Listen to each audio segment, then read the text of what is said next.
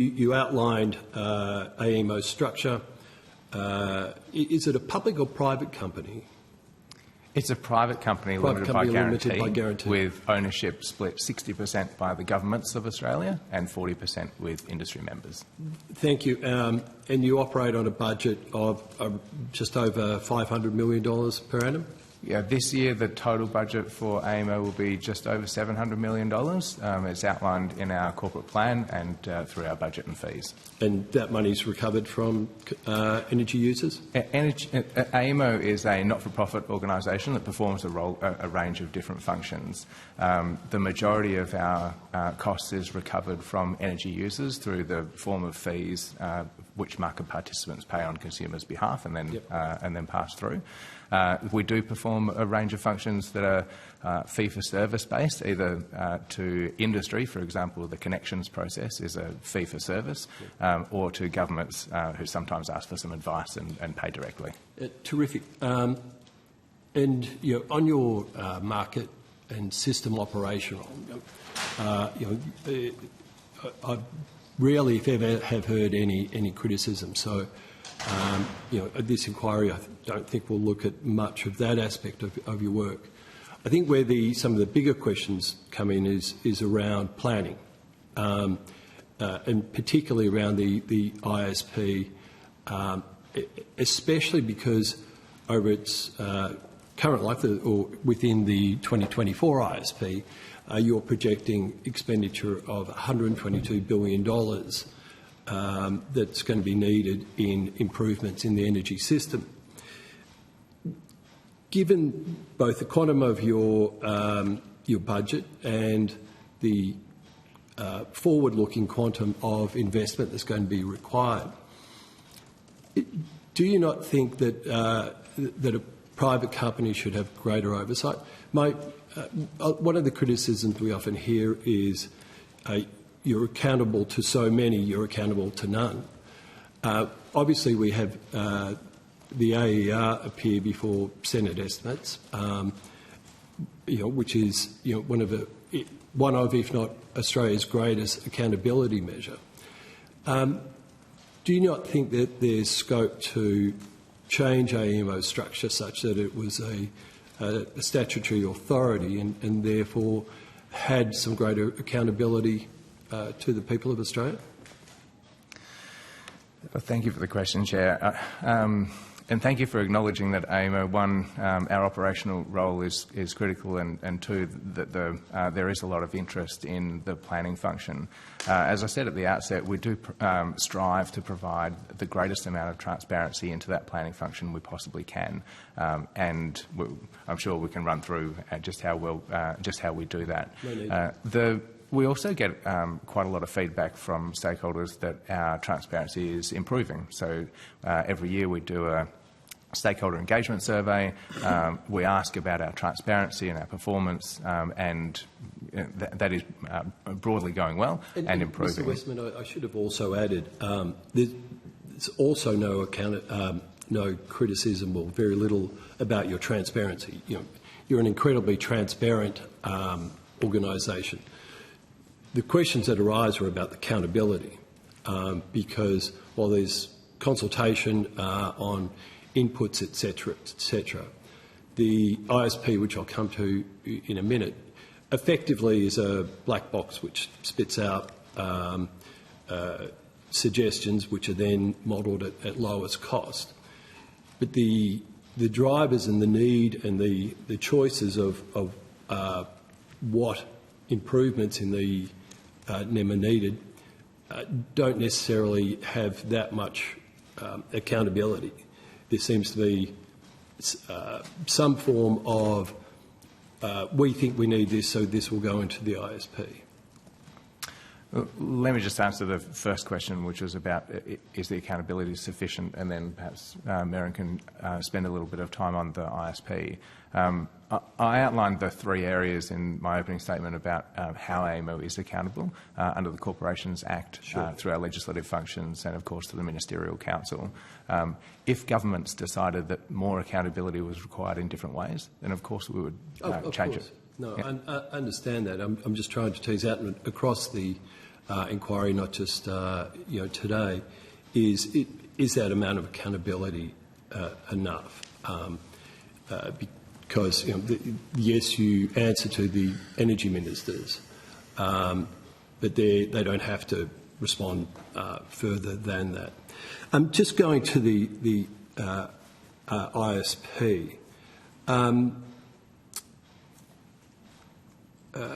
Prior to the inaugural 2018 ISP that was published, AEMO published a National Transmission Network Development Plan.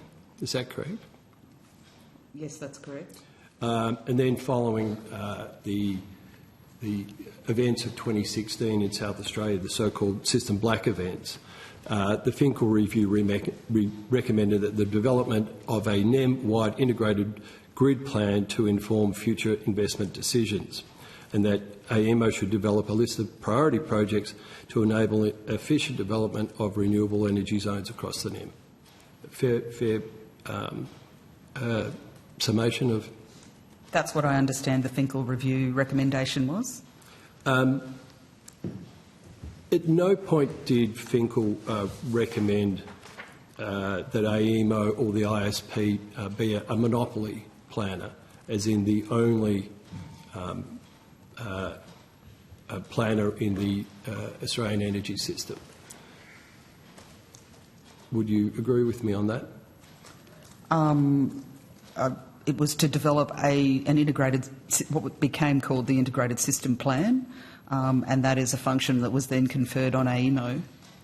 I might just add to that, if I may, Chair. Sure. AEMO is not the only planner in the energy system. Of course, every network has their own network development plan, both transmission companies and distribution companies. Those transmission companies provide input into the integrated system plan. Obviously, energy companies make their own investments based on their own plans as well. The integrated system plan is clear about what it is and what it isn't. It is an optimisation against a set of rules. And I'll come to that shortly. Am I correct that that previously, or prior to the Energy Security Board, that made changes to the Finkel review such that ISP priority projects could be deemed actionable and then go on to complete a RIT-T? Prior to that decision being made and promulgation through the rules, AER used to play a role in the RIT-T process, didn't they? They had to do an economic analysis, I think it was called a 5116 assessment. I can't comment on the 5116 or the history that was before my time, but the AER does play a critical role in the assessment of all RIT-T processes. Yeah, perhaps I could set out how I understand it, and if there's a difference, we could just make sure we're on the same of the same understanding. So, the way the integrated system plan rules were then developed, which is what guides us rather than necessarily the strict wording in the original recommendation in the Finkel review. So the rules as they're set out included, and this was in the original, was in effect in the original rules that were set, that for the preparation of the integrated system plan, we take into account existing power system assets, so whether that's network or generation. Yep. We also take into account projects that are in development. So this goes to, it's a repeat exercise and projects flow through. So a project might be in the pipeline in one ISP and then a committed project in the next one, and that's an input, whether that's storage, generation, network or whatever. And then for future projects, we take a different approach for generation and storage projects where they are not, they're not pipeline projects, they're really hypothetical capacity. Yep. And we select where that is located based on the resource capability, so whether that's wind resources, storage needs, solar irradiance levels, and we're looking for how do we get the best input into the system in terms of generation relative to the cost coming from our cost database. We do something a little bit different for transmission projects where we work with the TNSPs. To Daniel's point, they are also an important planning body for the development of their own networks in their own jurisdictions. And so we work with them on options for projects. They will have ideas, we have ideas about what might help to connect everything up. And for those projects, we will do a cost-benefit assessment. And if those projects are required to progress on to the next step, then they meet the criteria to be an actionable project. And what that means is that that needs to progress to the next stage in the regulatory approval process, which is the RIT-T, so the regulatory investment test for transmission. But it's the actual proponent of the project that runs the RIT-T. That's got a series of consultation steps, again, set out in the rules. And if that passes the RIT-T, then those proponent of that transmission project would then apply to the AER generally for a contingent project assessment, and that's where the revenue for that project would be determined. But it may be that that project doesn't pass the RIT-T, in which case it would go no further and we'd be back in the next ISP to make whatever adjustments are necessary. Of course, and we'll talk about the RIT-T a little bit later. But where I have a concern, and I think it's shared by many, is following those changes where, contrary to the Finkel review, AEMO was given the power to be able to deem projects actionable. And these are projects, as you say, right across transmission, generation, storage, etc. But as you said, a lot of the you liaise with the TNSPs and determine what they think they need.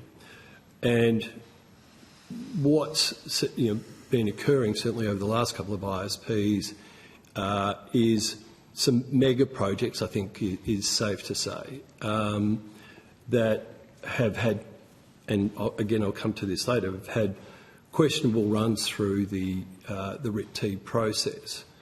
Mr.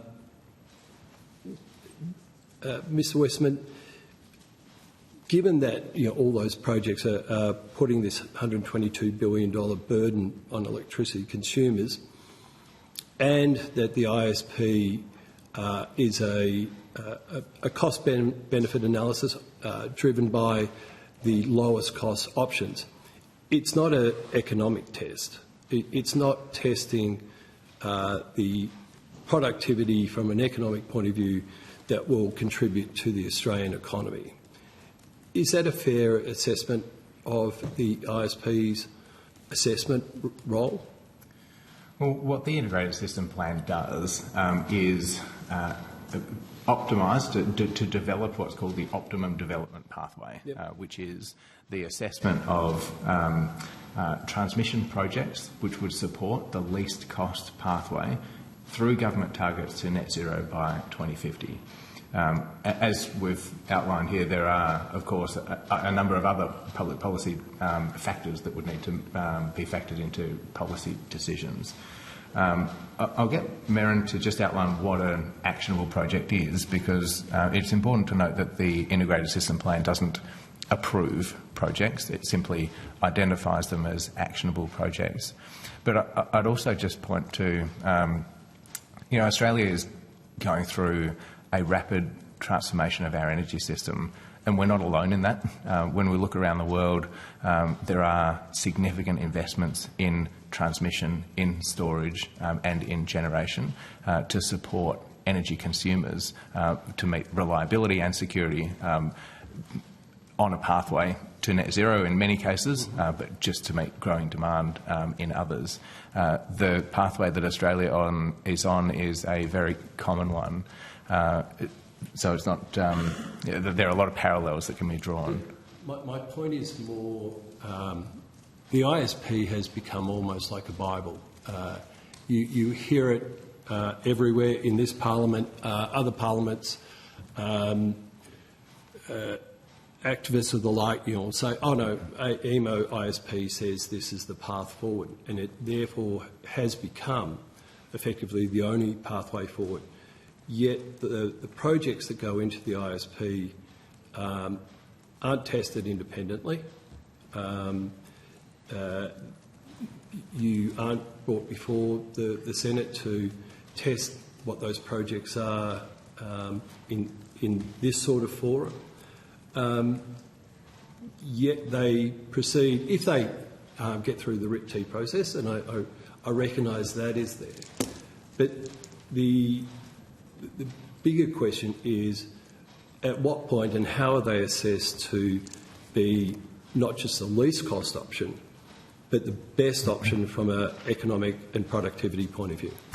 And thank you for the question, Chair. It does reiterate the role that the integrated system plan is and what it is not. And what it is within the guardrails of, firstly, the national electricity rules, which are clear about the constraints. In this instance, probably the biggest constraint are the government targets along the way to net zero in every state and territory. And the integrated system plan lays out what's needed to deliver secure, reliable electricity to consumers along the way to meeting those targets at every point in time. What it's not is it's not an authorisation to go ahead. Companies need to make those investment decisions themselves. I should say investors, because there are a number of government-owned companies here. On the transmission side, those investments need to be approved by the regulator. And of course, on the generation side, investors need to make those decisions either for themselves or as part of a government-owned entity. So it is not an approval of a particular set of generation or of transmission. Maybe I could just add something to that. So the RIT-T itself has not changed pre and post ISP. Prior to the ISP and the actionability element that came into the rules from that, TNSPs would make their own decision as to whether a project would be assessed under the RIT-T. So really what the ISP has provided is a more NEM-wide overlay in terms of how do we make sure that if these are the targets that we want to get to, always with that caveat, that this is the least cost pathway to get there. And so when we assess the transmission projects, we do a comparison with what's referred to as a counterfactual. So that is where we just take the existing system, and in particular the existing transmission system, remove all of the future modelling of the future transmission projects and look at, well, how would you get to those targets without that transmission? And what we find in that counterfactual is that there's a lot more distributed generation at transmission scale, because the transmission is actually allowing that generation to be used in different locations at different times. And so that is really the basis of then the cost-benefit analysis to determine what are the net market benefits for transmission, for those transmission projects. And this is directly from the 2024 ISP, that those transmission projects, which are 16 billion of that 122 billion that you mentioned in terms of the annualised capital cost out to 2050 for those investments, actually pay for themselves and deliver a further 18.5 billion in net market benefits, which would otherwise have to be additional investments that would be required to deliver the same outcome of getting to the targets. So it is actually an assessment against, does the transmission develop overall benefits for consumers or not? If I get a chance during this morning, I'll come back and test some of those. But my point is that now that AEMO can, through the ISP, deem a project actionable, there is no more assessment on the need for it or it's the productivity it brings or alternative investment. Because the RIT-T, yes, it sets out costs, but then even at the end of it, when a proponent puts forward a contingent project assessment, to AER, that is in effect just an audit of whether the prices in that or the costs within that RIT-T are reasonable costs or are the costs. It doesn't. There is no assessment of the actual need for that project. That's not my understanding of the way the regulatory investment test for transmission works after the actionability. So, as part of the ISP, the first stage of the RIT-T process, the project specification consultation report, occurs as part of the RIT-T. There's also, as part of the ISP, there's also a call for non-network options.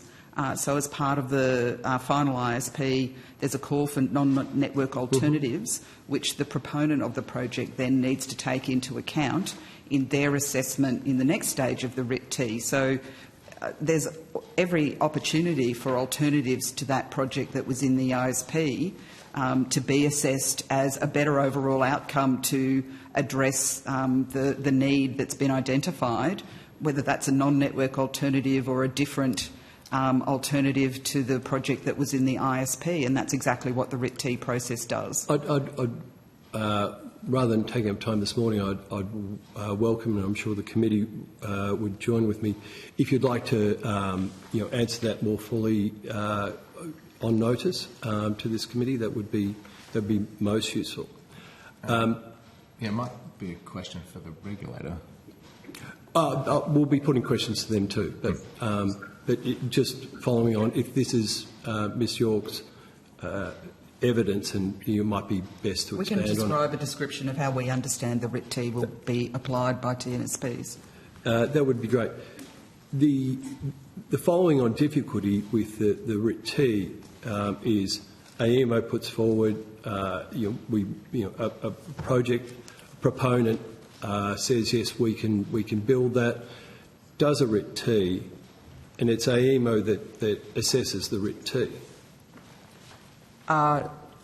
That's not my understanding. Again, so what happens, the way the framework is set out. So the PADR is sent to you, it's consulted on by you, then a PACR is done by the proponent, comes back to you, and you consult on that, and then the proponent asks you for a feedback loop, which then triggers it going on to the AER for assessment. Perhaps we can set out our role, but just to provide what I understand our role to be, is that the proponent of the project publishes and consults on a project assessment, the PADR, the report, yep. And then the conclusions report.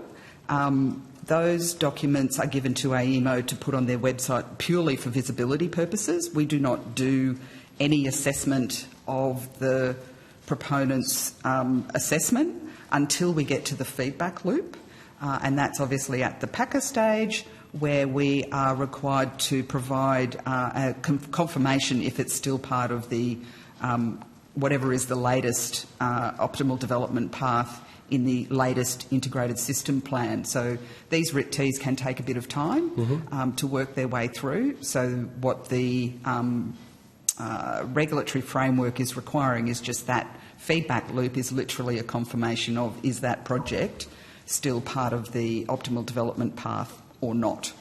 I'm going to share the call, but that'll be of great interest to me. I've never heard before that AEMO isn't responsible for assessing the RIT-T process. Is not responsible? That's what you just said. That's correct. Terrific. Thank you. I'll share the call now.